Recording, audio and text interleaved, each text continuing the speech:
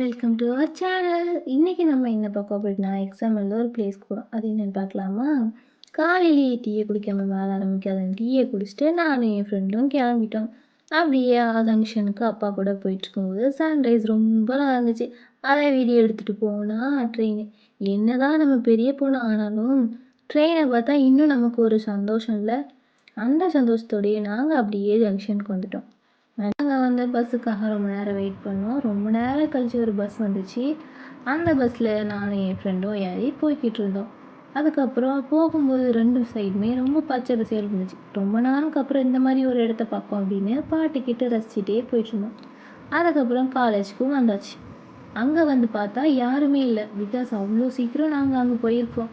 And time ஆக ஆக exam இல்லை நிறைய பேர் வந்திருந்தாங்க. அப்படியே நாங்கள் கொஞ்சம் தூரம் நடந்து போய்கிட்டே இருந்தோம். போய்கிட்டே இருக்கு அந்த காலேஜும். ஸோ ரொம்ப நேரம் கழித்து ஒரு பிளேஸில் போயிட்டு நாங்கள் உட்காந்து பேசிகிட்டு இருந்தோம். அண்ட் அப்போன்னு பார்த்து பேர்ட் சவுண்ட்லாம் ரொம்ப அழகாக இருந்துச்சு. அந்த இடமே வந்துட்டு பீஸ்ஃபுல்லாக இருந்துச்சு. அந்த அட்மாஸ்பியரே ரொம்ப அழகாக இருந்துச்சு. அதுக்கப்புறம் கொஞ்சம் நேரம் உட்காந்து பேசிட்டு எக்ஸாமுக்கு டைம் ஆயிடுச்சுன்னு போயாச்சு. நெக்ஸ்ட்டு என்ன, லன்ச்சு தான். அங்கே பக்கத்துலேயே ஒரு கோயில் இருக்குது. அங்கே வெயிட் பண்ணி சாப்பிட்டுட்டு வீட்டுக்கு கிளம்பலான்னு பார்த்தா அந்த ஊரில் வேறு அடிக்கடி பஸ் இல்லையா, 5 மணிக்கு தான் வரும்னு சொல்லிட்டாங்க.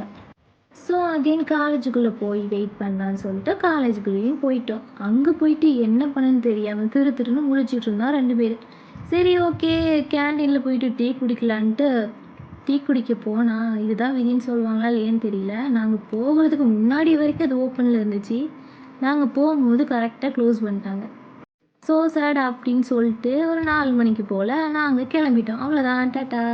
இந்த வீடியோ பிடிச்சிருந்தா லைக் பண்ணுங்கள், ஷேர் பண்ணுங்கள், சப்ஸ்கிரைப் பண்ணுங்கள். நெக்ஸ்ட் வீடியோவில் பார்க்கலாம்.